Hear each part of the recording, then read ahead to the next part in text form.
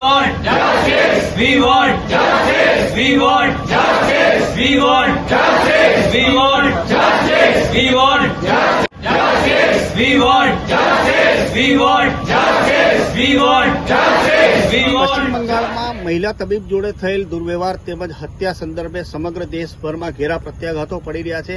ખાસ કરીને આદિવાસી બાહુલ્ય ધરાવતા દાહોદ જિલ્લામાં પણ હવે ડોક્ટરો મૃતક મહિલાના સમર્થનમાં આવ્યા છે અને દોષિતો સામે કડક કાર્યવાહીની માંગ ઉઠવા પામી છે।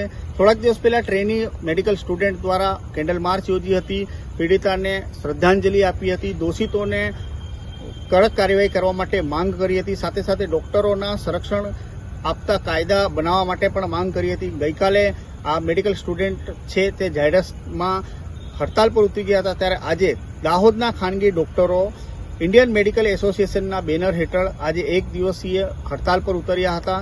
તેઓએ રેડક્રોસ ખાતે મિટિંગ કરી હતી અને શું કરવું જોઈએ અને આગળના સમયમાં કોઈ ડોક્ટરો જોડે આવો દુર્વ્યવહાર ન થાય તે માટે કેવા પ્રકારના આયોજન કરવા જોઈએ તે પ્રમાણે ચર્ચા થઈ હતી। ત્યારબાદ આજે મૃતક મહિલા તબીબ છે તેને શ્રદ્ધાંજલિ આપવા માટે 2 મિનિટનું મૌન પાળવામાં આવ્યું હતું। ત્યારબાદ આ ખાનગી ડોક્ટરોએ મૌન રેલી યોજી હતી, જે રેડક્રોસથી નીકળી શહેરના વિવિધ માર્ગો પર ફરી હતી। ત્યારબાદ આ રેલી પુનઃ રેડક્રોસ ભવન ખાતે આવી હતી। હું ડૉક્ટર ભરત પીએસઓ શુક્લ, આઈએમએ ઇન્ડિયન મેડિકલ એસોસિએશન દાહોદના પ્રેસિડેન્ટ તરીકે અમે આજે સ્ટ્રાઇક રાખી છે, જે હડતાલ રાખી છે। સવારના 6 વાગ્યાથી તારીખ 17 ઓગસ્ટથી 18 ઓગસ્ટ 6 વાગ્યા સુધી અમારી સ્ટ્રાઇક છે। આ સ્ટ્રાઇક જે કલકત્તામાં મેડિકલ કોલેજમાં જે ઘટના ઘટી એનો જે આરજી કર મેડિકલ કોલેજમાં જે ડૉક્ટર અભયા ઉપર second year resident chest TB અને એના પર જે દુષ્કર્મ થયું અને એની હત્યા કરવામાં આવી, એના વિરોધમાં અમે આ સ્ટ્રાઇક રાખી છે।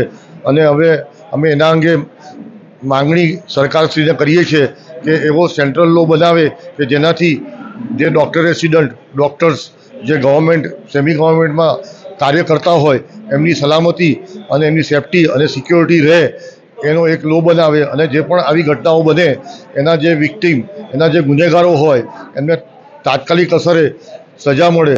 અને જેવી રીતે એરપોર્ટ પર એર હોસ્ટેસ અને આપણે વેટ્રેસ સિક્યોરિટી મળે છે એવી સિક્યોરિટી સલામતી ડૉક્ટર્સ અને ખાસ લેડી ડૉક્ટર્સને મળે અને એમની સલામતી સચવાય, સેફટી સચવાય તે અંગેની અમે ખાસ માગણી કરીએ છીએ। દાહોદ ઇન્ડિયન મેડિકલ એસોસિએશનના સૌ મેમ્બરો વતી અમે આ ખાસ દરખાસ્ત કરીએ છીએ અને અમારો સખત જે વિક્ટીમને માટેનો અને જે દુર્ઘટના બની છે એનો અમે સખત શબ્દોમાં વખોડી રહ્યા છીએ અને સૌને માટે અને એમના ફેમિલી માટે અમે પ્રાર્થના કરીએ છીએ। આજે અમારા આઈએમએનું આ બહુ જ દુઃખદ પ્રસંગ है, જે દરેક વ્યક્તિને અગર જે માણસાઈ હોય તો એ ફીલ કરી શકે આ પ્રસંગને कि क्यों गुल को खिलकर मुरझाना पड़ा, क्या तबस्सुम की सजा इतनी कड़ी थी।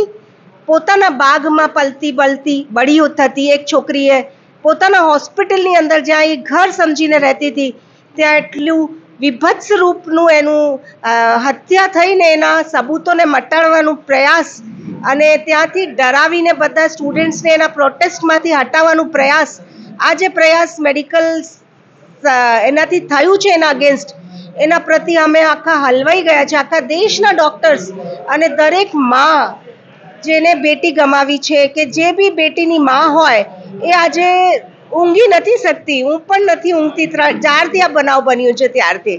એટલે આ દેશમાં રહેવા માટે અમારે સિક્યુરિટીની બહુ જ જરૂરત લાગે છે અને ડૉક્ટર્સ ફિલ્ડમાં જ્યારે અમે વ્હાઇટ કોટમાં હોઈએ અને રાત્રના 2 વાગ્યા બી ગમે ત્યાં જઈને બી અમે મેડિકલ ફેસિલિટી આપતા હોઈએ તો અમારી સિક્યુરિટી આ ડ્રિંક્સ કરવાવાળા, ડ્રગ્સ લેવાવાળા અને જે બી એને ગંદા કામ કરવાવાળા લોકોના હાથમાં જ્યારે છીનવાઈ જાય છે ત્યારે અમારું મન બહુ જ વિહીન લહુલુહાન થઈ જાય છે અને અમે એના માટે કશું કહેવા માટે કંઈક વર્ડ્સ જ ના બચે। તો આ જનતાને મારી અપીલ છે કે અમારું સપોર્ટમાં એટલીસ્ટ અમારી સાથે ઊભા રહે, અહીં આવીને અમારું એક સમર્થન કરે અને મારા જે કલીગ્સ છે એમની પીડાને સમજે અને એના માટે જે સ્ટ્રિક્ટમાં સ્ટ્રિક્ટ એક્શન્સ લઈ શકે એ સરકાર પાસે અમારી સાથે સપોર્ટમાં રહીને અમને આ કરાવી આપે વિનંતી।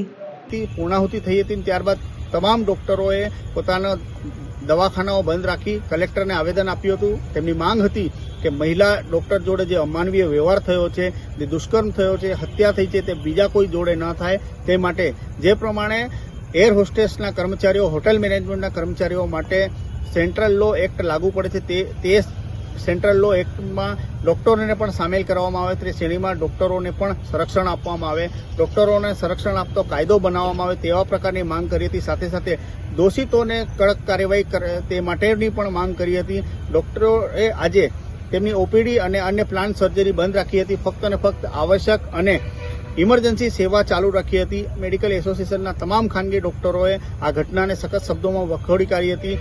તે જ શ્રેણીમાં દાહોદના ઝાયડસ હોસ્પિટલના તબીબો, અન્ય તાલુકામાં જે ખાનગી પ્રેક્ટિસ કરી રહેલા તબીબો, જુનિયર મેડિકલ ડોક્ટરો એસોસિએશનની ટીમ, સાથે સાથે પેરામેડિકલના ડોક્ટરો સ્ટાફ છે અને જે મેડિકલ ક્ષેત્રે જોડાયેલા કર્મચારીઓ તમામ આ હડતાલમાં જોડાયા હતા. એક દિવસ માટે ઓપીડી બંધ રાખી હતી. ફક્ત અને ફક્ત આવશ્યક સેવાઓ તેમજ ઇમરજન્સી સેવાઓ રાખી હતી. આ ઘટનાને સખત શબ્દોમાં વખોડી કાઢી હતી. મૌન રેલી યોજી પીડિતાને ન્યાય મળે તે માટે માંગણી ઉગ્ર કરી હતી.